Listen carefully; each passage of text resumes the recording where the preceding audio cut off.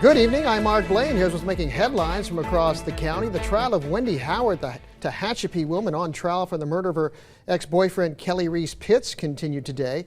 During testimony, Howard and Pitts' daughter Bailey Frost admitted Pitts had sexually abused her. She said he began molesting her at the age of 15 and that she was too embarrassed to tell her mother or anyone else about it.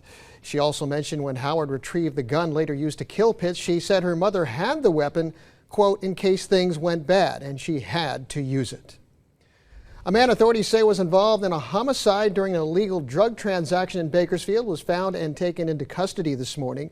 31-year-old Garrett Cole was arrested in Riverside County in connection to a homicide on Real Road south of the Bakersfield Fire Station on September 23rd. 4 other suspects in the case were already in custody. They all face murder, kidnapping, and robbery charges. The body of a man was found on Thursday in a desert area outside of Fort Mojave, Arizona, which authorities believe is connected to this case. And it's no secret that petting dogs makes you feel better. But now there is research to prove it. A new study published in the scientific journal PLOS ONE found seeing, feeling, or touching a dog gets neurons firing in your brain's prefrontal cortex. That part of the brain handles your emotions. Researchers say petting a dog could help people with low attention spans or low motivation.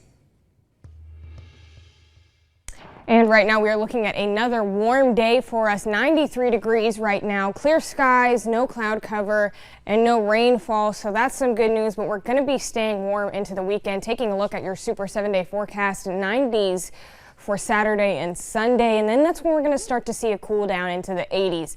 Monday, 89 degrees, Tuesday, 88, and then cooling down to the lower 80s for the rest of the week. Overnight lows are going to be in the 60s, so just a couple more days of this unseasonable weather, and then we'll start to really see that nice cool down coming into play. Our mountain communities are going to see a similar trend. Lake Isabella is going to be in the 90s until Sunday, cooling down into the 80s. Tehachapi and Fraser Park are going to be in the 80s, cooling down to the 70s. We do have a chance for rain in our mountain communities with that low pressure system moving in. We're going to keep an eye on that for our mountain communities, even snow in some areas of high elevation. So we're going to keep an eye on that. But for now, the good news is we are going to be cooling down very, very soon.